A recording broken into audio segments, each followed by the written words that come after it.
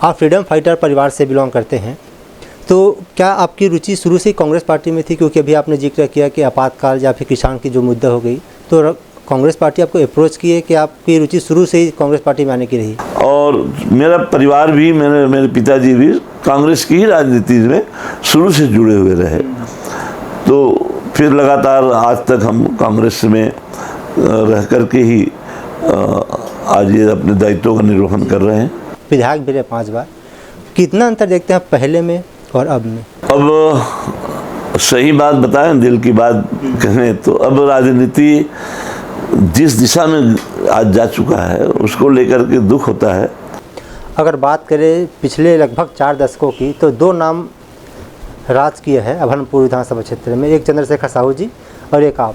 आपका strike rate उनसे कहीं बेहतर रहा है, तो क्या इस बार नया प्रत्याशी उतार कर बीजेपी आपको गच्चा दे गए? हम लोग दोनों बचपन के बहुत गहरे मित्र थे, एक साथ राजनीति शुरू किया।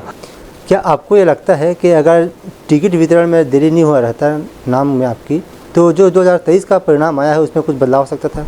हो सकता है। हम लोग अपनी बातें पूरी तरह से जनता के बीच में रख नहीं पाए।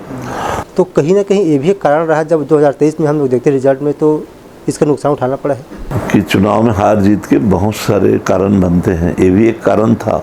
हमारे समर्थकों में जिनकी संख्या भी काफ़ी बड़ी है, उन्हें निराशा हाथ लगी।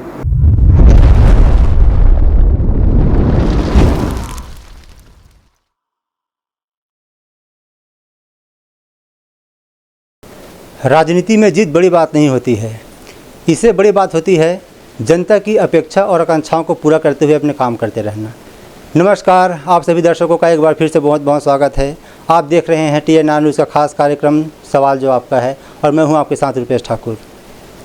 साथियों, जैसे कि आपको पता है कि इस कार्यक्रम के माध्यम से हम लगातार अलग अलग लोकसभा विधानसभा क्षेत्रों में जा रहे हैं, नेता मंत्री विधायक और सांसदों से आपकी मुलाकात करवा रहे हैं और जानने का प्रयास कर रहे हैं उनके जीवन के बारे में, संघर्ष के बारे में, उनकी क्या उपलब्धियाँ रहीं उसके बारे में। साथ ही साथ जनता द्वारा पूछा गया सवाल जो या फिर जो जनता से रखती है सरोकार, ऐसे मुद्दों को हम उठाते हैं, सवाल जवाब करते हैं और क्या उनके माध्यम से हमें प्रतिक्रिया मिलती है, आप इसको समझते हैं। आज के कार्यक्रम में हमारे साथ जो मेहमान है वो बहुत ख़ास है, कांग्रेस पार्टी के कद्दावर नेता धनेंद्र साहू जी के बारे में। सर, आपका बहुत बहुत स्वागत है। जी धन्यवाद। राजनीतिक चर्चा में आगे बढ़ेंगे, लेकिन उससे पहले सर, कौन है धनेंद्र साहू? जो थोड़ा सा भी रुचि रखते हैं राजनीति में, छत्तीसगढ़ में ऐसा कौन होगा जो आपको नहीं जानते होंगे, लेकिन फिर भी से हमारे दर्शकों के लिए संक्षेप में अपने बारे में सर। देखिए, मैं भी एक गांव का रहने वाला किसान परिवार का एक साधारण व्यक्ति हूँ। कोई बहुत बड़ी मेरी राजनीतिक पृष्ठभूमि नहीं रही है। परिवार में भी मेरे पिताजी 2nd वर्ल्ड वॉर में आर्मी में थे, उसके बाद खेती किसानी का काम करने लगे। परिवार में विरासत में खेती किसानी मिली थी और राजनीति के संपर्क में भी हमारे पिताजी थे। लेकिन इसके बावजूद भी लगभग मुझे याद है 75, 76, 77 का जो समय था, 2-3 मुद्दे, बड़े मुद्दे चल रहे थे उस समय। एक बड़ा मुद्दा था पृथक छत्तीसगढ़ राज्य आंदोलन का। काफ़ी मांगे उठती रहती थी, छत्तीसगढ़ राज्य आंदोलन किया जाता था। उस समय पवन दीवान जी के नेतृत्व में आंदोलन हुए। एक मुद्दा और था, आपातकाल भी लगा था उस समय। राजनीति में वैसे ही विरोधी लोग कम सामने आ पाते थे आपातकाल के कारण। उस समय एक और था, अकाल भी था और किसानों के धान को ऐसा कोई कानून नहीं था, लेकिन किसान के पास जितने भी स्टॉक रहता था धान का, उसको एक लेवी के रूप में लेने लगे थे। तो किसानों का आंदोलन ये चल रहा था। तो ये 3 कारणों से मैं राजनीति में बहुत कम उम्र में, बहुत कम समय में हम राजनीतिक गतिविधियों में जुड़ गए। छत्तीसगढ़ राज्य आंदोलन में भी जुड़ा, किसानों के लिए जो लेवी आंदोलन हो रहा था उसमें भी मैंने जुड़ा और चुनावों की भी राजनीति में फिर जुड़ा।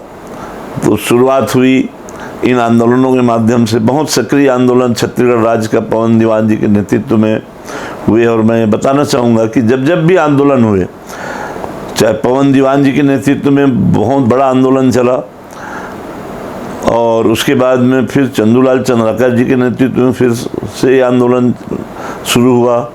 फिर विद्याचरण जी की, शुक्ला जी के नेतृत्व में भी ये आंदोलन हुआ। तो इस तरह से ये जो राजनीतिक जो मेरा रुझान था, भागीदारी जो बनी किसानों को लेकर के, छत्तीसगढ़ राज्य को लेकर के, प्रमुख मुद्दा राजनीति में मेरा आने का दो मकसद था। एक किसानों के प्रति, किसानों के हक के लिए, हित के लिए लड़ना, और दूसरा छत्तीसगढ़ राज्य अलग बने, इसके लिए लड़ाई लड़ना। और गांव की फिर स्थानीय राजनीति में पड़े, पंच भी बने, मंडी समितियों में भी डायरेक्टर बने, फिर गांव का सरपंच भी बने, और इस तरह से विधानसभा चुनाव, लोकसभा चुनाव में सक्रिय भूमिका, जैसे पवन दीवान जी छत्तीसगढ़ पार्टी से चुनाव लड़े थे तो उस समय बहुत सक्रिय भूमिका हमने निभाई थी। सन 80 के आसपास की बातें हैं लगभग। और 85 में भी हमने प्रयास किया था, तो कांग्रेस की टिकट लगभग फाइनल होते होते रह गई। फाइनल हो चुका था राज्य स्तर से, दिल्ली में जाकर के कट गया। और फिर 90 में हमें पहली बार विधानसभा के चुनाव में टिकट मिली, और इसमें पंडित श्यामाचरण शुक्ल जी का बहुत बड़ा योगदान रहा। जैसा कि मैंने बताया कि राजनीति में एक तो मैं प्रेरित और संपर्क था ज़्यादातर पवन दीवान जी से भी, और उसके बाद में पंडित श्यामाचरण शुक्ल जी ने मुझे निकाला, समझिए अपने सर्वे में से निकाला कि कौन को टिकट देना चाहिए। तो मेरे घर, मेरे परिवार, मेरे विषय में जो जितनी भी उनकी जानकारी थी, तो मैं उनके जानकारी के अनुसार प्रारंभिक तौर पर खरा उतरा कि मैं उनके पसंद के अनुसार, जिस तरह की राजनीति पंडित श्यामाचरण शुक्ल जी करते हैं, ठीक है, उन्होंने पहली बार मुझे राजनीति में लाया। लेकिन जो राजनीति में उनके करीब जाने के बाद में मैंने जाना कि पंडित श्यामाचरण शुक्ल जी एक सिद्धांतवादी व्यक्ति थे, बहुत दूरदर्शी सोच थे, राजनीति में एक बड़ा विजन होता था। उनकी सोच, एक साथ ऐसा काम करने में विश्वास करते थे वो। एक आदमी, दो आदमी के लिए कोई व्यक्तिगत काम पर वो महत्व नहीं देते थे। वो ऐसा कोई काम करने में विश्वास करते थे जिसमें लाखों करोड़ों लोगों का लाभ हो। और सिंचाई में विशेषकर उनकी विशेष रुचि थी। किसानों को उन्नति और तरक्की की ओर लाने में उनका एक बहुत स्पष्ट सिद्धांत था कि किसानों को हम यदि पानी दे दें, खेतों में बिजली दे दें, उन्हें ठीक से बाजार व्यवस्था दे दें, तो किसान स्वयं अपने आप में मेहनत, छत्तीसगढ़ का किसान मेहनत कश है, अपने बलबूते में उसमें इतनी तरक्की कर लेगा कि अपनी छोटी मोटी ज़रूरत और आवश्यकताओं को पूरा कर लेगा। उसको सरकार के भरोसे मोहताज रहने की आवश्यकता नहीं पड़ेगी। तो मैं पंडित श्यामाचरण शुक्ल जी की जो नीति थी, सिद्धांत थे, सोच उनकी होती थी पब्लिक के प्रति, जनता के प्रति, किसानों के प्रति, गरीब मजदूरों के प्रति जो उनकी सोच होती थी, उसको लेकर मैंने काफ़ी प्रभावित हुआ। 90 के चुनाव तो मैं जीत नहीं सका, लेकिन 93 में पहली बार विधायक बना। फिर उसके बाद लगातार 93 में, 98 में, फिर 2003 में लगातार 3 बार निर्वाचित हुआ। 2098 में मुझे श्यामाचरण जी की ही विशेष दिलचस्पी से मुझे मंत्रिमंडल में मध्य प्रदेश में स्थान मिला। और जैसा कि उनकी रुचि थी, मुझे उन्होंने सिंचाई विभाग की ही जिम्मेदारी दिलवाया।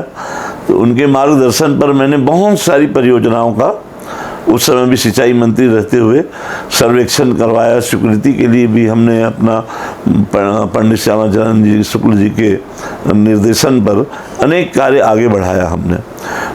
मुझे आज भी याद है अच्छी तरह से उस समय की जो मेरी बड़ी उपलब्धि थी। सिंचाई राज्य मंत्री की हैसियत से मैंने एक नया कानून बनाया था, जल उपभोक्ता संरक्षण कानून। जल के उपयोग में किसानों की भागीदारी संस्था ही बनाया, और उस पर एक ऐसे सिस्टम बनाया कि उसमें किसानों के द्वारा जो जिस सिंचाई से जो लोग जुड़े हुए हैं, जिनके खेत जुड़े हुए हैं, उनके द्वारा सिंचाई में प्रबंधन, उनकी भागीदारी के लिए एक नया कानून, बाईलॉज हम लोगों ने बनाया हमने। और उसमें फिर वो संगठन चलता रहा, उसको आम बोलचाल की भाषा में जल उपभोक्ता संगठन बोलने लगा। वो बहुत सफल वो योजना साबित हुई। किसानों की भागीदारी होने से जो विभाग के जो अधिकारियों की लापरवाही होती थी, भ्रष्टाचार होते थे, सिंचाई में पानी में भी पानी लेने के लिए लोगों को रिश्वत देना पड़ता था, उसमें जबकि अब किसान ही मालिक बन गए, किसान जनप्रतिनिधि बन गए और उसके अनुसार फिर लगातार कई वर्षों तक अच्छा सिंचाई की व्यवस्था सुचारू रूप से चलने लगी। बीच में 15 साल अभी भारतीय जनता पार्टी की सरकार बनी छत्तीसगढ़ में।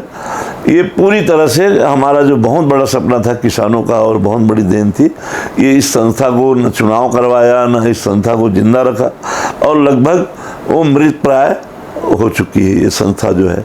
तो सिंचाई के क्षेत्र में किसानों की एक भागीदारी होनी चाहिए, वो सोच करके ये कानून बनाया गया था। लेकिन वर्तमान भारतीय जनता पार्टी के शासनकाल में ये जो है आगे नहीं बढ़ पाया, बल्कि ख़त्म हो गया।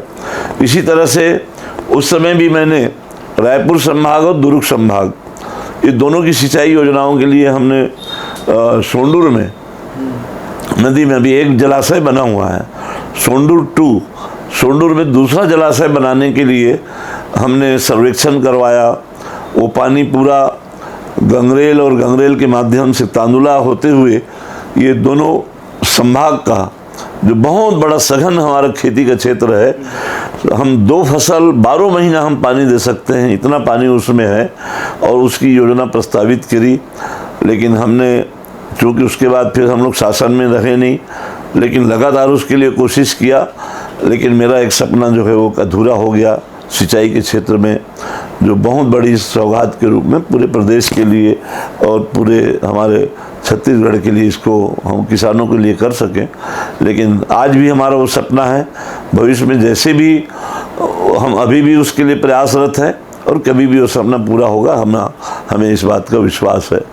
तो ये हमारी जो सोच थी और आज भी मेरा यही मानना है कि किसानों को आप अच्छे बीज दे दो, अच्छे खाद दे दो, आप बिजली दे दो, उनको पानी दे दो, तो किसान हमारा इतना मेहनत कश है कि वो अपने बलबूते अपनी सारी ज़रूरत और गांव की भी ज़रूरत को पूरा करने में सक्षम हो जाता है। हम लोग आज छोटे छोटे विकास कार्यों में उलझे रहते हैं, कहीं 5,000 का, 10,000 का, 25,000 का, 1 लाख का, 2 लाख का, ये विकास कार्य थोड़ी ना है।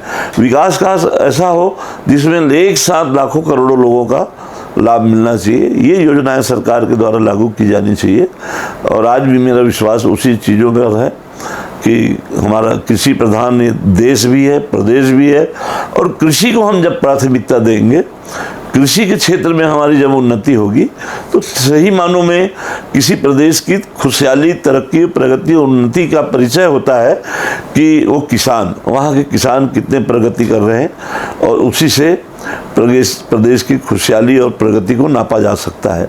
तो आज भी हमारे छत्तीसगढ़ में मैं कहना चाहूँगा, मुझे दुख होता है, बहुत दुख होता है, जिन उद्देश्यों को लेकर के मैं राजनीति में आया था, आज कहीं न कहीं हम लोग उसमें असफल हुए, उस दिशा में छत्तीसगढ़ को नहीं ले जा पाए।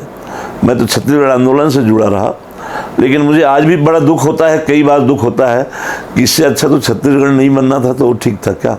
आज गलत दिशा में हमारी प्रदेश की जो तरक्की उन्नति है, जिस दिशा में जाना चाहिए नहीं जा पा रहा है। आज भी इस प्रदेश में सिंचाई का आंकड़ा, जो सरकारी आंकड़े हैं, वो लगभग 33% के आसपास है, 30 से 33% का।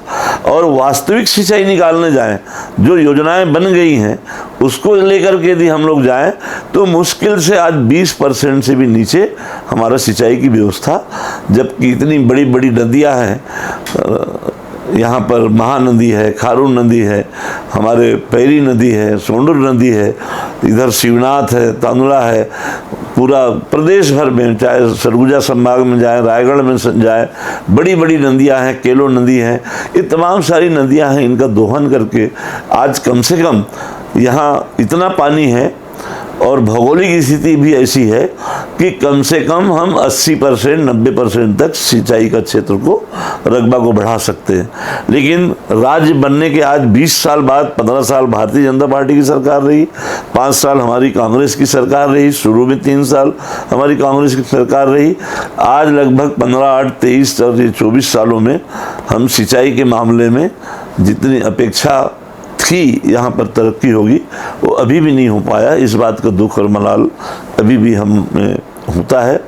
और रही बात एक विधायक होने के नाते अपने निर्वाचन क्षेत्र की जो जिम्मेदारी होती है, उस पर आएंगे, आपके विधानसभा क्षेत्र पर आएंगे। सर, आप फ्रीडम फाइटर परिवार से बिलोंग करते हैं, तो क्या आपकी रुचि शुरू से ही कांग्रेस पार्टी में थी? क्योंकि अभी आपने जिक्र किया कि आपातकाल या फिर किसान की जो मुद्दा हो गई, तो कांग्रेस पार्टी आपको अप्रोच की है कि आपकी रुचि शुरू से ही कांग्रेस पार्टी में आने की रही? नहीं, मैंने देखा, मैंने बताया ना, जैसे कि हम छत्तीसगढ़ राज्य आंदोलन से जुड़े थे और उस समय फिर छत्तीसगढ़ राज्य पार्टी भी बनाया गया था, तो मैं प्रथम राजनीतिक दल के रूप में उसकी सदस्यता के रूप में, और फिर लगभग 80 के दशक में 80 के आसपास में पवन दीवान जी ने जो ही बनाए थे पार्टी, और वो पार्टी को डिसॉल्व किया उन्होंने और फिर कांग्रेस में विलय कर दिया गया। तो मैं जब से कांग्रेस में ही हूँ और मेरा परिवार भी, मेरे पिताजी भी कांग्रेस की ही राजनीति में शुरू से जुड़े हुए रहे।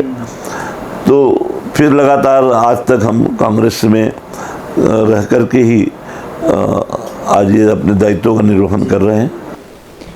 पंच से शुरुआत करी आपने अपनी राजनीति की, फिर सरपंच बने, फिर अलग अलग केंद्र और राज्य में जो पद होता है पार्टी के भीतर उसमें काम किए आप, विधायक भी रहे 5 बार। कितना अंतर देखते हैं पहले में और अब में? अब सही बात बताएं, दिल की बात कहें तो अब राजनीति जिस दिशा में आज जा चुका है उसको लेकर के दुख होता है कि अब राजनीति का उद्देश्य ही लोगों का बदल चुका है, सोच बदल चुका है। आज हम लोग जो देखते हैं, जितनी भी नई पीढ़ी के जो लोग आ रहे हैं, वो उनकी सोच, उनकी जो दृष्टिकोण है, जितना व्यापक होना चाहिए, जितना आम जनता के हित में होना चाहिए, वो ना हो करके हम लोग छोटी छोटी आवश्यकताओं में घिरे रहते हैं। कहीं रंगमंच बनाना, कहीं सामुदायिक भवन बनाना, कहीं और कुछ है। जो हमारा मौलिक जो काम होता है, कानून बनाना, विधानसभा में कानून बनाना, संसद में कानून बनाना, कानून और के माध्यम से यहाँ पर लोगों के लिए उन चीज़ों को हम ला करके व्यापक फेरबदल उनके जीवन में कर सकें, व्यापक तरक्की कर सकें, इस ओर आज लगभग अधिकतम लोगों का ध्यान नहीं रहता है। और ऐसा लगता है आज के लोगों को धैर्य की भी कमी है, तुरंत बहुत कुछ हासिल करना चाहते हैं। पद, शान शौकत, शायद इसी को समझते हैं कि कोई बहुत बड़े बड़े और पदों में चले जाए, शान शौकत पूर्ण जिंदगी बिताए। तो ये अक्सर हम लोग देख रहे हैं, जो नई पीढ़ी के लोग हैं और जो उनका उद्देश्य जो है व्यापक जनहित में ना हो करके एक संकुचित दायरे में सिमट रहे लोग, ये ऐसा एहसास होता है। और उसमें भी कहीं ना कहीं जिस तरह से राजनीति आज इतनी महंगी हो गई है, इतनी खर्चीली हो गई है, और उसको लेकर के लगता है कि जिस शुचिता और जिस ईमानदारी के साथ में हमने जिन बड़े नेताओं के साथ प्रेरित होकर के काम किया, आज उसमें कमी है। आज हमारे उस तरह से ढूंढना पड़ता है किस आदमी के अंदर कितने आदर्श हैं, कितने सिद्धांतवादी हैं वो, तो कई बार निराशा हाथ लगती है। समय है, समय के साथ जितना अपने आप को एडजस्ट करके चल सके चल रहे हैं, लेकिन दुख तो होता है, पीड़ा होती है कि कहीं ना कहीं हम लोग अपना जो मौलिक जो जिम्मेदारी है उससे कहीं हम लोग भटक चुके हैं। जी, क्या इस बात में आपको सच्चाई लगती है कि एक बार विधायक बन जाओ, मंत्री बन जाओ, फिर जो आपके आने वाले पीढ़ियां हैं वो चैन से बैठ के खा सकते हैं, ये वाली मानसिकता बनती जा रही है अभी जो राजनीति में आ रहे हैं? लगभग कहा जाए इसमें तो कोई अतिशयोक्ति नहीं होगी, लगभग यही परिस्थितियां निर्मित हुई है। आज लोग तुरंत, मैंने बताया ना, ज़्यादा स्पष्ट बोलना ठीक नहीं, लेकिन तुरंत कोई बहुत बड़ा धनवान बन जाना चाहते हैं, बहुत शान शौकत की जीवन जीना चाहते हैं। ऐसे भी बहुत लोग हैं, राजनीति में अच्छे लोग भी बहुत लोग हैं, मैं नहीं कहता कि सारे लोग इस तरह के हैं, लेकिन अच्छे लोग भी बहुत लोग हैं। लेकिन वर्तमान जो परिवेश ऐसा बन चुका है कि लोग उसमें से अपने आप को उभरने में, बाहर निकलने में, उसमें बहुत संघर्ष उन्हें करना पड़ता है कि किस तरह से जन अपेक्षाओं को, लोगों की आवश्यकताओं को हम इतना ईमानदारी से के साथ में रहते हुए किस तरह से उनकी जन अपेक्षाओं को पूरा कर सके। ये हर आज जनप्रतिनिधि के लिए भी ये भी बड़ा चुनौती का विषय बना हुआ है। ऐसी बातें निकल कर सामने आ रही है, जो अभनपुर जो विधानसभा क्षेत्र है कांग्रेस का किला रहा है, आप वहाँ से 5 बार विधायक रहे हैं, वो किला ढह गया कांग्रेस का, बीजेपी वहाँ पे सत्ता में काबिज हो गई है। तो क्या ये जो आपके जो 10 साल का समय रहा, कार्यकाल रहा है, उसमें कहीं ना कहीं कमी है, या फिर जो कांग्रेस पार्टी की नीति नियम रही है उसमें कमी लगती है, जिसकी वजह से सबको हार का सामना करना पड़ा? निश्चित तौर पर कहीं ना कहीं, चाहे पार्टी स्तर पर कमी रही होगी या मेरे व्यक्तिगत स्तर पर कमी रही होगी। बिना कमी रहे तो लोग परिवर्तन नहीं करेंगे ना। तो शायद समय की भी मांग थी, यहाँ नारा भी दिया गया था कि बदलो बदलो, है ना। तो होता है कि नए में, और कुछ लोगों की चाह होती है कि यही हो गया है, इसमें कोई नयापन तो और नहीं दिखाई दे रहा है, तो लोगों में कहीं कोई नयापन देखने की भी ललक होती है। नई पीढ़ी है तो इसमें कुछ नहीं कहा जा सकता है, लोगों की सोच के अनुसार है। लेकिन मैं ये नहीं कहूँगा कि कोई कांग्रेस का किला ढह गया है। आज ये परिस्थिति बनी थी, सरकार परिवर्तन हुआ, अनेक जिलों में हमारा परिणाम अच्छा नहीं रहा, रायपुर जिले में पूरा का पूरा परिवर्तन हुआ। बहुत सारे कारण होते हैं चुनाव में जीतने और हारने के। जैसा कि मैंने अभी भी कहा कि ये जो फैक्टर है, पार्टीगत फैक्टर भी बना है, व्यक्तिगत भी बनता है, इसमें कोई दो मत नहीं। लेकिन मुझे संतुष्टि है कि आज मैं भले ही पद में नहीं हूँ, आज भी जनता के बीच में हूँ, जनता के बीच आज भी जाता हूँ, तो जनता के हृदय में मेरे प्रति जो सम्मान है, मेरे प्रति जो आदर का भाव है, वही तो हमारी सबसे बड़ी पूंजी है ना। यदि हम गलत रहते, यदि हमारा कार्य व्यवहार ठीक नहीं रहता, तो लोग आज हमको सम्मान की नज़रों से नहीं देखते। आज यदि हम सम्मान की नज़रों से देखे जाते हैं लोगों के लिए, यदि आज भी हम सम्मानी हैं, तो ये हमारी बड़ी पूंजी है। और ये बहुत बड़ी संतुष्टि होती है कि आज सबको संतुष्ट करना तो मुश्किल होता है, लेकिन आज हमारे लंबे राजनीतिक जीवन में, मैंने जैसा कि बताया ना, मैं मंत्री पद में भी रहा, मेरे भी परिवार में मेरे लड़के हैं, भाई हैं, उनके ओर से भी कभी कोई बदनामी नहीं आई। वो लोग भी लगातार मेरे साथ लोगों की सेवा में लगे रहे, लेकिन कभी कोई शिकायत मेरे परिवार के बारे में भी नहीं आई। इसी तरह से मैं संगठन में भी, कांग्रेस संगठन में बहुत बड़ी जिम्मेदारी दी गई थी, प्रदेश कांग्रेस कमेटी का अध्यक्ष की जिम्मेदारी दी गई थी। उन जिम्मेदारियों को भी पूरा करने में मैं पूरी तरह से सफल रहा, कहीं उसमें भी मेरा इतने, लेकिन इस बात की संतुष्टि होती है, इतने लंबे राजनीतिक जीवन में मेरे ऊपर 1 रुपये का कोई भ्रष्टाचार का आरोप आज नहीं लगा सकता। न मेरे व्यवहार पर, न मेरे कार्यों पर किसी भी तरह का आरोप, चाहे कितना बड़ा से बड़ा विरोधी हो, तो वो आज तक मुझ पर आरोप नहीं लग सका है। इस बात की मुझे काफ़ी संतुष्टि होती है। अगर बात करें पिछले लगभग 4 दशकों की, तो 2 नाम राज किए हैं अभनपुर विधानसभा क्षेत्र में, एक चंद्रशेखर साहू जी और एक आपका स्ट्राइक रेट उनसे कहीं बेहतर रहा है। तो क्या इस बार नए प्रत्याशी उतार कर बीजेपी आपको गच्चा दे गए? मैंने बताया, देखिए आपने उल्लेख किया चंद्रशेखर जी का, हम दोनों बचपन के बहुत गहरे मित्र थे, एक साथ राजनीति शुरू किया। हम दोनों का उद्देश्य भी लगभग एक जैसा था। बाद में राहें अलग हो गई, वो भारतीय जनता पार्टी की ओर मुड़े, हमने कांग्रेस के नीति सिद्धांत को स्वीकार किया, और बहुत अच्छे उनका भी कार्यकाल था, हमारा भी लोगों की नज़र में अच्छा था। कभी वो जीतते थे, कभी हम जीतते थे, चल रहा था। लेकिन शायद लोगों को लगा कि बदलना चाहिए। क्यों बदलना चाहिए, इनको तो लोग समझेंगे, मैं नहीं कह सकता उस बारे में। और अभी आज वर्तमान में है, वो भी काम करेंगे, अच्छा काम करेंगे, लोगों की, उनको भी उनके काम के ऊपर लोग उनकी सराहना करेंगे या नहीं करेंगे, ये उनके काम के ऊपर निर्भर करता है। हर आदमी की, हर व्यक्ति की अपनी अपनी काम करने की शैली होती है, सोच होता है, सिद्धांत होता है, और उसके अनुसार ही हम लोग राजनीति में आते हैं और अपने दायित्वों का निर्वहन करते हैं। और ये तो भविष्य बताएगा कि लोग, अब जनता ही आकलन करती है, जनता तुलना करेगी कि हमारा कैसा था, इनका कैसा है। ये तो अब जनता के ऊपर निर्भर करता है। क्या आपको ये लगता है कि अगर टिकट वितरण में देरी नहीं हुआ रहता नाम में आपकी, तो जो 2023 का परिणाम आया है उसमें कुछ बदलाव हो सकता था? देखिए, हो सकता है, मैंने बताया बहुत सारे कारण होते हैं चुनाव में जीतने के हारने के। हो सकता है हम लोग अपनी बातें पूरी तरह से जनता के बीच में रख नहीं पाए, अवसर कम मिलने का भी, लेकिन फिर भी हम लोग चूँकि पुराने थे, हमारे विषय में तो सभी लोग जानते थे। आश्चर्य इसलिए इस बात का हुआ अवश्य ही कि हमारा राजनीतिक जीवन बिल्कुल खुले किताब की तरह था। मैं समझता हूँ, लोग बोलते हैं, मैं नहीं बोलता, लोग बोलते हैं सबसे अधिक मिलने जुलने वाला, सबसे अधिक जनता के बीच रहने वाला विधायक, सबसे ज़्यादा काम करने वाला विधायक के रूप में मेरी छवि बनी हुई थी, और लोगों की धारणा भी इसी तरह से बनी हुई थी। लेकिन फिर भी क्यों परिवर्तन हुआ, क्यों हम पीछे रह गए, कौन सी हमारी कमियां हो गई, ये हमारे लिए सोचने का विषय है, ये हमारे लिए देखने का विषय है। जनता कभी गलत नहीं होती, जनता बहुत सोच समझ कर फैसला करती है, और जनता ने जो भी फैसला किया है वो शिरोधार्य है। अभी तक जितने भी विधायक वहाँ से चुन कर आए सब साहू समाज से हैं, और साहू समाज के वहाँ बाहुल्यता है।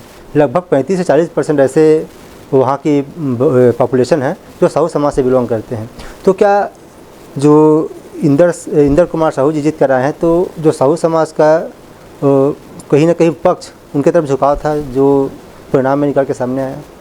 देखिए, अब एक संयोग है कि पिछले कई चुनावों से दोनों प्रमुख दलों की ओर से साहू समाज का ही प्रत्याशी होता है। इस समय भी हुए। हो सकता है लोगों ने, अकेले एक साहू समाज की वोट से इतना बड़ा परिवर्तन नहीं आता है, अन्य और भी सब समाजों का उसमें उनकी भागीदारी होती है। तो आज जो भी परिणाम आया है, हो सकता है इस बात को साबित करता है कि हमसे कहीं बेहतर उनको लोगों ने समझा है, हमसे ज़्यादा बेहतर उनको पाया, और इसलिए उनके पक्ष में जनादेश हुआ। मैंने कहा दोनों तरह के फैसले होते हैं, प्रत्याशी भी और पार्टी भी। हो सकता है प्रत्याशी भी कारण बने होंगे, हो सकता है राजनीतिक रूप से लोगों ने भाजपा को स्वीकार किया या कांग्रेस को स्वीकार किया, या हमें अस्वीकार किया, उनको स्वीकार किया। दोनों बातें हैं, व्यक्तिगत भी होता है और पार्टीगत भी होता है। जी, छत्तीसगढ़ के राजनीतिक इतिहास में ऐसा पहली बार हुआ 2018 में, जब कांग्रेस 68 सीटें जीतकर सरकार बनाई। लेकिन 5 साल में ऐसा क्या हुआ कि 68 से 35 में आ गई? क्या कांग्रेस के जो नीति नियम थे वो सही से लागू नहीं कर पाए, वो ठीक नहीं रही, या फिर जो कांग्रेस के ऊपर आरोप लगे भ्रष्टाचार के, वहाँ पे मात खा गई कांग्रेस? बहुत सारे कारण होते हैं हार और जीत के। मैंने बताया ना, एक दो कारण नहीं होते, बहुत सारे कारण होते हैं। देखिए, कुछ फैसले हमारी सरकार में काफ़ी बड़े बड़े अच्छे फैसले हुए। कुछ फैसले हो सकता है ऐसे भी हुए हैं, ऐसे भी काम हुए जो लोगों ने पसंद नहीं किया, उसे लोगों की पसंद नहीं आया। मैं कहना चाहूँगा, एक किसान होने के नाते कहना चाहूँगा, हमारी सरकार ने जो, अब मैं यदि बात करने जाऊँ 2018 की, तो फिर और पीछे जाना पड़ेगा। 15 साल भारतीय जनता पार्टी की रही, और उस 15 साल में सबसे ज़्यादा पीड़ित और प्रताड़ित थे आपके किसान वर्ग, गरीब मजदूर वर्ग पीड़ित प्रताड़ित थे। उनको सही बाज़ारों का मूल्य में कीमत नहीं मिलता था, किसानी घाटा का काम हो चुका था, लोग खेत बिकने लग गए थे, खेती की संख्या कम हो रही थी, रकबा कम हो रहा था, किसानों की संख्या कम हो गई थी, लोग किसान कर्जे में डूबने के कारण आत्महत्याएं कर रहे थे। हर साल हजारों की संख्या में किसान आत्महत्या कर रहे थे। मैं भी उस समिति में था जो पार्टी का घोषणा पत्र बनाया जाता है, और हम लोगों ने मिलकर के प्राथमिकता में किसान को ही रखा, कृषि को ही रखा। हम लोगों ने जो बड़े बड़े जो वादे किए, एक तो सारे किसानों का कर्जा माफ़ करेंगे, धान की कीमत समर्थन मूल्य कुछ भी करे केंद्र सरकार, हम राज्य से 25 रुपया कुंटल देंगे। ये दो बड़े जो वादे थे, बिजली बिल आधा करेंगे, ये आम जनता के लिए भी ये जो है उपयोगी रहा और किसानों के लिए तो और बहुत बड़ा उपयोगी रहा। पूरा हिंदुस्तान में अकेले हमारी सरकार थी जो 2500 रुपये कुंटल में धान खरीदी करी। पूरा कर्जा माफ़ किया, अकेले हमारी सरकार थी जो माफ़ किया। हम लोगों ने जो आज नरवा गरवा घुरवा बारी के अंतर्गत जो गांव में गौठान की प्रथा किए, गौ माता की रक्षा की काम किया, जो फसलों की सुरक्षा का काम हुआ, हमारे वहाँ की महिलाओं को, गरीबों को काम का, रोजगार का साधन मिला। बहुत तरह के काम जो हमारी सरकार में हुए, काफ़ी बड़े बड़े अच्छे काम हुए। फिर भी आश्चर्य लगता है कि जनता ने इतना बड़ा बड़ा काम करने के बावजूद भी उसको क्यों, इस पक्ष को अनदेखा किया। दूसरे मुद्दे हावी हो गए कहीं ना कहीं। यहाँ पर दूसरे मुद्दे जो छोटे मुद्दे रहे हैं वो ज़्यादा हावी हो गया सरकार के ऊपर। जिस तरह से इन लोगों ने झूठे सब भ्रष्टाचार के आरोप बड़े पैमाने पर लगवाए, क्योंकि केंद्र में उनकी सरकार थी, जांच एजेंसी रात दिन लगा कर, आज तक अभी तक क्या हुआ, क्या एक भी कहीं कोई चीज़ें साबित नहीं हुई हैं। लेकिन चुनाव में माहौल ख़राब कर दिया इस सरकार के खिलाफ, हमारी सरकार के खिलाफ में वातावरण निर्मित करके लोग उसको सही मानने लगे और उसका भी परिणाम कहीं आया। कहीं हिंदुत्व का मुद्दा, हिंदू मुस्लिम का मुद्दा बहुत उछाला गया, जबकि ऐसी कहीं कोई बातें नहीं थी, लेकिन उछाला गया, उनको मुद्दा बनाया गया, बहुत बड़ा मुद्दा बनाया गया। ये भी कहीं ना कहीं असर किया है। तो बहुत सारे कारण हो सकते हैं, लेकिन आज भी जैसी ही सरकार उनकी बनी भाजपा की, अभी तक लोग, आज 6 महीना हो गए, अब लोग पछता रहे हैं। अब लोग बोल रहे हैं नहीं वही कांग्रेस की सरकार ठीक था, नहीं वही विधायक ठीक था। आज जो भी आप भी क्षेत्र में कभी जाते हैं, किसी भी गांव में जाएं, तो आज देख लीजिएगा सरकार के लिए जो है आज लोगों की धारणा वही बनी, इससे तो अच्छा कांग्रेस की सरकार थी। इतनी जल्दी 6 महीना नहीं बीते हैं, लोगों के मुख से आज ये बातें जानकारी आ रही है। और उसी तरह से हमारे बारे में भी लोग बताते हैं, क्षेत्र में लोग अब तत्काल पश्चाताप कर रहे हैं, तत्काल लोगों को लग रहा है कि नहीं हमने गलत किया। तो ये तो होते रहता है, राजनीति है, कभी सफलता कभी असफलता। कुछ समय पहले हमारे इंटरव्यू टी.एस. बाबा के साथ हुई, तो उनका ये कहना था कि पार्टी कांग्रेस सरकार नीति नियम अच्छा बनाए, लेकिन उसको धरातल पर ला नहीं पाए। और एक और बात बोले कि जो अंतरकला पार्टी के भीतर थी वही कांग्रेस की हार के कारण बने। देखिए, उनको जो नज़र आया, उन्हें जो देखने में आया, वो उन्होंने बोला होगा। मैं उन्होंने क्या बोला, उनके बोलने पर मैं कोई टिप्पणी नहीं करना चाहता। मैंने जो बताया, जो कारण है, हमारी योजनाओं का लाभ तो मिला, लोगों को धरातल तक गई है, हमारी बहुत सारी योजनाएं गई हैं। किसानों का कर्जा माफ़ हुआ तो लोगों तक गया, धान का 25 रुपये कुंटल दिया हो तो गया, गांव में गौठान स्थापित किए हो तो गया, लोगों तक पहुंचा। बहुत सारी योजनाओं का लाभ उन तक पहुंचा है, ऐसा नहीं कि नहीं पहुंचा है। लेकिन मैंने जो बताया ना, मूल कारण जो है, ठीक है, हमारे आपस के बीच में सामंजस्य की कमी हो सकती है। जैसे 2018 का चुनाव है, मैं कुछ बातों में सहमत हो सकता हूँ सिंह साहब से कि 2018 का चुनाव हम लोगों ने कलेक्टिव लीडरशिप पर चुनाव लड़े थे, सब मिल करके लड़े थे। सभी का नेतृत्व अपने अपने इलाके में, टी.एस. जी का जहाँ प्रभाव है वहाँ उनका प्रभाव का उपयोग हुआ, भूपेश बघेल जी के प्रभाव का जहाँ उपयोग था, महंत जी का, हम अपने अपने एरिया में, समाज में, हम सबको ऐसा लगा लोगों को कि ये भी हमारा मुख्यमंत्री बन सकता है, तो कलेक्टिव लीडरशिप में चुनाव लड़े थे। इस समय हम लोग एक चेहरा में चुनाव लड़े हैं, हो सकता है ये भी एक कारण बनता है। जी, जब 2018 का चुनाव रिजल्ट सामने आया तो मंत्रिमंडल की जब विस्तार की बात आई थी तो उसमें एक नाम आपका भी चल रहा था, लेकिन आपका नाम उसमें शामिल नहीं हो पाया। तो जो आपके समर्थक थे बहुत नाराज़ हुए, प्रदर्शन भी किए।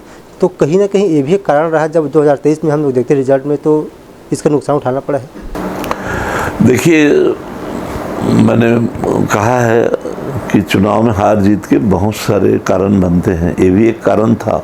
हमारे समर्थकों में जिनकी संख्या भी काफ़ी बड़ी है, उन्हें निराशा हाथ लगी और अब उन्हें लगने लगा कि अब ऐसे अवसर नहीं मिला तो आगे क्या मिलेगा। तो हो सकता है ऐसे में समर्थक हमारे निराश हुए।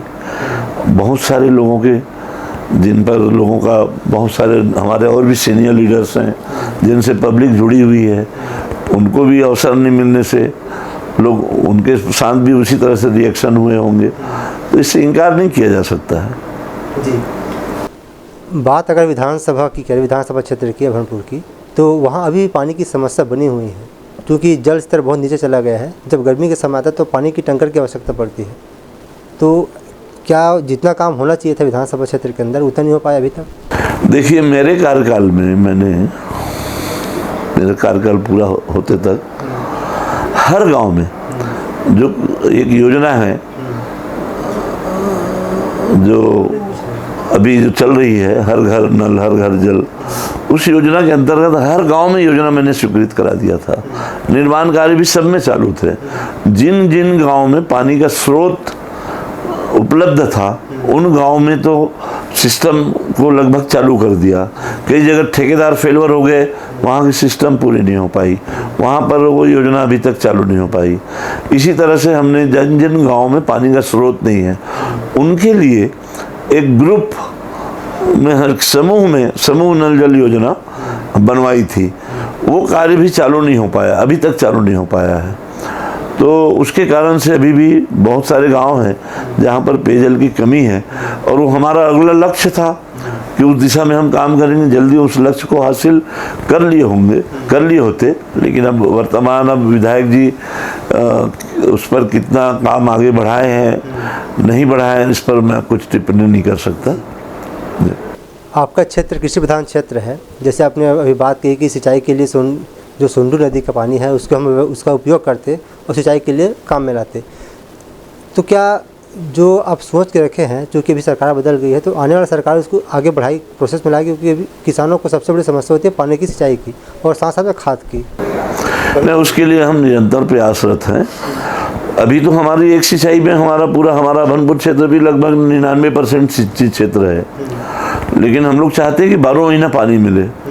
आज अभी हमारा गंगरेल का बहुत बड़ा हिस्सा पानी का पेयजल के रूप में रायपुर को, भिलाई संयंत्र को, अन्य और भी शहरों को पेयजल के रूप में, निस्तारी के रूप में सारे गांवों को मिलता है। तो हमको जो फसल के लिए जो पानी मिलना चाहिए उससे अब वंचित हो रहे हैं, जबकि हम लोगों ने कई बार रबी फसल के लिए पानी दिया है महानदी मुख्य कैनाल सिस्टम से।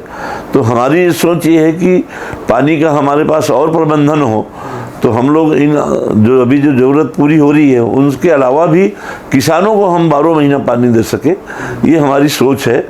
और भले हमारी सरकार नहीं है, हम वर्तमान सरकार के मुख्यमंत्री जी से, सिंचाई मंत्री जी से मिलकर के इसके लिए पहल करेंगे, क्योंकि ये जनहित का काम है, ये कोई पार्टी का काम नहीं है, ये तो पूरे किसानों का काम है और होगा तो हमें सबसे अधिक खुशी होगी। पिछले कुछ वर्षों में सड़कों का जाल बिछा है, लेकिन जो गुणवत्ता की जब बात आती है तो लोग नाराज़ लग रहे हैं। तो क्या ठेकेदारों की लापरवाही मनमानी चली है? निश्चित तौर पर ठेकेदारों की मनमानी तो हर जगह होती ही है, लेकिन अधिकारी की मनमानी, जिनकी जिम्मेदारी होती है कि वो गुणवत्ता नियंत्रण करे, जब वो ध्यान नहीं देंगे तो ये गुणवत्ता विहीन तो काम होते हैं। लेकिन फिर भी जनप्रतिनिधि की भी बड़ी भूमिका होती है। मैं अपने मुंह से बोलना नहीं चाहता, लेकिन आप स्वयं देख लीजिए, घूम लीजिए, पूरे प्रदेश में सबसे बेहतर सड़कें आपको अभनपुर विधानसभा की मिलेगी। हमने सिर्फ मंजूर भर नहीं करवाया, गुणवत्ता पर भी हम लोगों ने पूरी तरह से ध्यान दिया था। और अब हम लोग देख रहे हैं उसका रख रखाव, मरम्मत भी नहीं हो रहा है। अवैध ट्रांसपोर्ट और रेत परिवहन इतना चल रहा है, रेत और मुरुम का माफिया का राज आ गया है हमारे हटने के बाद में, और सारी सड़कें बर्बाद हो रही है। ओवरलोड चल रहा है मनमाने, कोई ओवरलोड देखने वाला नहीं है, जबकि इसके लिए सारा डिपार्टमेंट है, विभाग है। क्यों नहीं करते कार्रवाई, क्यों नहीं करते? बार बार हम खुद शिकायत करते हैं, हम खुद इतनी चिट्ठियां लिखे हुए हैं, लेकिन कोई कार्रवाई नहीं होती है। तो ये सब जनप्रतिनिधि के ऊपर भी निर्भर करता है। जी, अभनपुर विधानसभा क्षेत्र रायपुर से बहुत लगा हुआ है, उसके बाद भी अभनपुर में जो वहाँ के युवा हैं उन्हें उनके हाथों में रोज़गार नहीं है, तो उन्हें रायपुर आना पड़ता है। तो क्या रोज़गार का साधन वहाँ नहीं मिल सकते उन लोग? अक्सर हम लोगों ने देखा है, इस बात को कहने में मैं संकोच नहीं करूँगा, जितने भी हमारे छत्तीसगढ़ में, रायपुर जिले में जितने भी उद्योग स्थापना हुई है, हम लोग उद्योगों की स्थापना तो करवाते हैं इसलिए कि हमारे स्थानीय बच्चों को रोजगार मिलेगा, लेकिन हकीकत क्या है, हमारे स्थानीय लोगों को कितना रोजगार मिला उसमें? कानून भी बना है, नियम बने हैं, सब बने हैं कि इतना % आपको स्थानीय लोगों को भरना है, लेकिन कहाँ भर पाते हैं क्या हम? सब बाहरी लोग आकर के वहाँ पर अधिकतम बड़ी संख्या में लोग आ जाते हैं। तो चाहे इस विषय में कोई भी सरकार हो, फेलवर रही है। जो हमारे जो बच्चे हैं, स्थानीय जो बच्चे हैं, उनको वहाँ पर रोजगार में पर्याप्त जो मिलना चाहिए अवसर, वो नहीं मिल पाता है। इसलिए नए उद्योगों की स्थापना में कई बार जो है निराशा लगती है कि आखिर हम लोग उद्योग डालें, और संघर्ष में अभी देख रहे हैं जितने भी उद्योग लगाए ना, तो उससे ज़्यादा संघर्ष हो रहा है कि हम इतने मजदूरों को काम में रखो, इसको रखो, इसको रखो। ये जो है सब अधिकारी बिक जाते हैं तुरंत, अधिकारी लोगों का नियंत्रण नहीं उस पर जो कंट्रोल करना चाहिए। तो हम लोग इसलिए चाहते हैं कि लोग स्वयं अपने रोजगार में ज़्यादा से ज़्यादा नियोजित हो जाएं, खेती किसानी में ज़्यादा नियोजित हो जाएं। देखा हम लोगों ने, जैसे हमारी भारतीय जनता पार्टी की सरकार के बाद कांग्रेस की सरकार आई, कृषि के क्षेत्र में जो बहुत से युवा जो खेती किसानी से दूर भागते थे, जब खेती लाभ का काम होने लगा तो लोग खेती की ओर अग्रसित हुए। फिर वही अभी हमारे देख रहे हैं, मैं अच्छे किसानों के घर के लड़के जो नौकरी के पीछे भागते थे, अब नौकरी के पीछे ना भाग करके अब अपने स्वयं की खेती में मालिक बन के काम कर रहे हैं। तो हम लोगों की जो उद्देश्य है, लोगों को मालिक बनाए, उनको हम लोग किसी के आगे नौकर न बना के रखे रहें। तो ज़्यादा से ज़्यादा संभावना इस बात की होनी चाहिए छत्तीसगढ़ में। हम लोगों ने तो सपना वही देखा था ना, कोई गरीब नहीं रहेगा, कोई मजदूर नहीं रहेगा, लोग जो है कोई कर्जदार नहीं होंगे। इतना यहाँ पर धनाढ्य हमारा प्रदेश है। लेकिन वही मेरा बोलने का तात्पर्य ही वही था कि जिस बात के लिए अलग छत्तीसगढ़ राज्य की कल्पना किया था हमारे स्वप्नद्रष्टाओं ने, हम लोगों ने जो जिसके लिए लड़ाई लड़े थे छत्तीसगढ़ के लिए, तो दुख इस बात के लिए होता है कि इस 28 सालों में हम जिस दिशा में जाना चाहिए था छत्तीसगढ़, वो नहीं जा सका। दुख इस बात का होता है कि आज हमारे बेरोजगारों का जो भविष्य जो बनना था, आज इनको मालिक होना था, नौकर नहीं मालिक होना था। आज हो सकता था ये सब चीज़ें, और किया जा सकता है। हमारी इच्छा शक्ति होनी चाहिए, इतना संसाधन है छत्तीसगढ़ में। तो जी, कुछ दिन पहले हमारा इंटरव्यू इंद्र कुमार साहू जी के साथ हुआ, तो उनका ये कहना था जो 5 साल का कार्यकाल रहा कांग्रेस का, खास तौर पे जो विधानसभा क्षेत्र है भनपुर का, उसमें सिर्फ भ्रष्टाचारी हुआ है, करप्शन खोरी हुआ है। इस वजह से जनता ने नकारी है, और जो ये 5 साल मुझे मिले हैं, यानी बीजेपी को मिला है, इसमें खड्डा को भर के विकास की एक नई इमारत खड़ा करने के लिए मिला है। ये अपने विषय में मैं कुछ नहीं कहूँगा। जितने यदि भ्रष्टाचार हुए हैं तो उनकी जांच करानी चाहिए, लोगों को उनको सजा दिलानी चाहिए। तो उसको किसने रोका है? सरकार उनकी है, वो खुद विधायक हैं। जांच कराएं, सजा दिलवाएं जहाँ भी भ्रष्टाचार हुआ है, तो वो स्वतंत्र है। वही बड़ौदा बाजार में जो हिंसा हुई है, तो उसमें बीजेपी का कहना है कि जो कांग्रेस जब हारी है, तो उनके जो बड़े बड़े नेता है अपना गुस्सा उतारने के लिए, फ्रस्ट्रेशन उतारने के लिए वह हिंसा करवा रहे हैं, उन्हीं का हाथ इसके पीछे। ये तो कुछ भी आरोप लगाते हैं। आप सरकार में किस लिए बैठे हो भाई? आप सरकार में हो, आपके कानून है, आपके पास पुलिस है, सारी व्यवस्था है।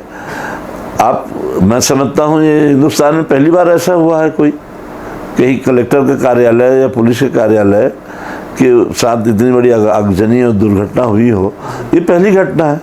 आप ये सरकार जो है अपनी सुरक्षा नहीं कर पा रही है, तो इतने बड़े 3 करोड़ जनता की सुरक्षा क्या कर पाएगी वो? आप करिए ना, जांच करिए। दोषी हैं चाहे कोई भी राजनीतिक दल के हों, आप उनके ऊपर कड़ी से कड़ी कार्रवाई करिए। कौन रोका है आपको? खाली राजनीतिक आरोप लगाने से नहीं चलेगा ना। आप साबित करिए, आप सजा दीजिए, उनको पकड़िए, उसको कार्रवाई करिए। यदि गलत किया हो, चाहे कोई भी राजनीतिक दल का व्यक्ति हो, ये ऐसा बोल के अपनी जिम्मेदारियों से नहीं बच सकते ना। सरकार में वो बैठे हैं, उनकी जिम्मेदारी है। इतना बड़ा फोर्स रहते हुए भी लोग जा करके चंद असामंजस्य तक जो है इस तरह की इतनी बड़ी घटना को अंजाम दे दें, ये कोई साधारण बात नहीं है। तो सरकार को 1 मिनट भी नैतिक अधिकार नहीं है अपने पद में बने रहने का, उनको तत्काल इस सरकार को इस्तीफा दे देना चाहिए। पिछले कुछ समय से जब से बीजेपी की सरकार बनी है प्रदेश में, नक्सली और पुलिस के बीच में जो मुठभेड़ हुई इसमें बहुत ज़्यादा बढ़ावा आया है। तो उसमें नक्सली भी मारे जा रहे हैं, लेकिन कांग्रेस का ये दोहरा रवैया है, ऐसा बीजेपी का कहना है कि जो नक्सली मारे जा रहे हैं उसमें ये बोल रहे हैं कि निर्दोष वहाँ के आदिवासी हैं। क्या सच में ऐसा है? कांग्रेस आरोप लगा रही है बीजेपी के ऊपर, इसमें सच्चाई है कि बीजेपी जो कह रही है कि कांग्रेस के पास कुछ मुद्दा नहीं रह गया है, क्या है? देखिए, नक्सली मुद्दा बहुत संवेदनशील मुद्दा है और बहुत सारी बातें खुल करके बोलना उचित भी नहीं हो पाता है। सरकार की जिस तरह से जिम्मेदारी है नक्सल समस्या को पूरी तरह से इस प्रदेश से उखाड़ फेंके, हमारे यहाँ के सैनिक, हमारे जवानों को तो मैं बहुत धन्यवाद देता हूँ कि उन्होंने बहुत साहस के साथ नक्सलियों के साथ मुकाबला कर रहे हैं। उन पर बहुत उन्होंने सफलता भी हासिल करी है, इसलिए हम यहाँ के जवानों को और पुलिस को बहुत बहुत धन्यवाद भी देते हैं। लेकिन सरकार की आज हम लोग ये आवश्यकता महसूस करते हैं कि इतना बड़ा प्रदेश है और आज भी लगातार घटनाएं हो रही हैं, कोई लक्ष्य बना करके चले कि पूरी तरह से निर्मूल सफाया इस प्रदेश से इस समस्या का अंत कैसे कर रहे हैं। वो जनता तो ये जानना चाहती है ना, आप जनता को ये विश्वास दिलाएं, इस तरह से लगातार कार्रवाई करके आप नक्सल समस्या को समाप्त करें। हम विपक्ष में हैं, हम आरोप लगाएंगे आपके, यदि आपको सफलता नहीं मिल रही तो हम तो बोलेंगे ना। आप अपना काम करिए, काम बताइए आप। अभी कुछ दिन पहले हमारी इंटरव्यू अरुण साहू जी के साथ हुई, तो उनका ये कहना है कि जो 6 महीने में काम हुआ है बीजेपी के कार्यकाल में, वो 5 साल के बराबर है। जो वादा किए थे उसमें 80% वादा हम लोग पूरा कर चुके हैं। ये खाली बोलना है, नारा है। ये साबित करें ना, आंकड़े से ही साबित करें कि हमारी सरकार ने किन किन विभागों के कितने कितने करोड़ों के काम हुए और इनका कितना का काम हुआ है। आंकड़े से ही दे देवे ना, तब तो भरोसा करेंगे। ऐसी बोल देने से ये तो तकिया कलाम चीज़ें हो गई कि हमने उनसे ज़्यादा काम किया। क्या काम किया साबित करो ना, देव आप। अरे अभी 3-4 महीना तो आचार संहिता में बीत गया है आपका, कहाँ से काम हो गया? सर आखिरी कुछ सवाल और, अगर धनेंद्र साहू राजनीति में नहीं आ रहे थे तो क्या करते थे, आपकी पसंद क्या होती? आज भी हम लोग किसान आदमी हैं, मूलतः किसान हैं। राजनीति में नहीं आते तो भी किसानी के काम करते रहे होते। जी। आपकी रुचि किसमें है? साहित्य का अध्ययन में है? हाँ, मेरी जो व्यक्तिगत रुचि रही है साहित्य अध्ययन में रहा है और मैंने काफ़ी अधिक साहित्यिक अध्ययन किया है। जब भी अवसर मिलता है तो उसका समय का सदुपयोग अच्छे साहित्यों के अध्ययन में ही कर। जब आप राजनीति में नहीं आए थे तब का जीवन, और आप जब राजनीति में इतने साल रहने के बाद जिस मुकाम पे पहुँचे, तो क्या जब आप अपने पुराने लोगों से मिलते हैं तो वैसे व्यवहार रहता है कि उन लोग को इंतज़ार करना पड़ता है? मैं अपने आप को यदि देखूं तो ये पाता हूं मैं कि पद का असर मुझ पर नहीं हुआ है। मेरे जो राजनीति में आने के पहले मेरे जीवन में जिस तरह की मेरी दिनचर्या थी, जिस तरह से मेरे व्यवहार थे, जिस तरह से मेरे संपर्क और संबंध थे, आज भी यथावत उसी तरह से। कोई परिवर्तन अभी जो पदों ने नहीं छुआ है मुझको। धनेंद्र साहू जी का राजनीतिक भविष्य कहाँ तक है? अब हम लोग जितना सपना देखे हैं छत्तीसगढ़ के लिए, अपने लिए नहीं कुछ, कि अब तुम कोई ऐसी बड़ी इच्छा नहीं रही कि हम कितने बड़े पद में रहें, लेकिन जिस रूप में छत्तीसगढ़ को देखना चाहते थे ना, वो तो जीवन पर्यंत रहेगा कि छत्तीसगढ़ लगातार तरक्की उन्नति करे, छत्तीसगढ़ के लोग तरक्की उन्नति करें, उनके जीवन में पूरे हिंदुस्तान में सबसे अव्वल हमारा प्रदेश बने, हमारे लोग यहाँ के अव्वल रहें। यही जो सपना है और इसी सपने के लिए काम करते रहेंगे। सर आपका बहुत बहुत धन्यवाद हमसे जुड़ने के लिए। जाते जाते हमारे माध्यम से जनता को कुछ संदेश देना चाहेंगे? देखिए, जनता और जनप्रतिनिधि दोनों का आपस में एक गहरा रिश्ता होता है और जनप्रतिनिधि का जन्म जनता के द्वारा ही होता है। तो जनता ही सर्वोपरि है और जनता के ऊपर विश्वास करके हर जनप्रतिनिधि को पूरी तरह से समर्पित भाव से काम करना चाहिए। और जनप्रतिनिधि का भी काम है कि अपना, जनता का भी यह दायित्व होता है कि अपने जनप्रतिनिधियों को अधिक से अधिक मार्गदर्शन दें। कहीं गलत कर रहे हैं तो उसके लिए भी बराबर उनको समझाइश दें ताकि उनकी अपेक्षाओं के अनुरूप वो जनप्रतिनिधि अपने दायित्व का निर्वहन कर सके। तो आप सुन रहे थे पूर्व मंत्री और पूर्व विधायक धैर्येंद्र साहू जी को। उनके माइंड में छत्तीसगढ़ को लेकर क्या एक विज़न था और उस विज़न में कितना सफल हुए छत्तीसगढ़ अभी तक के, और किस दिशा में आगे बढ़ रहे, इन सब मुद्दों पर विस्तार से चर्चा हुई। फिलहाल इस कार्यक्रम में इतने ही। अगली बार आपसे फिर होगी मुलाकात एक नए कार्यक्रम में नए मेहमान के साथ। तब तक के लिए अनुमति दीजिए। नमस्कार।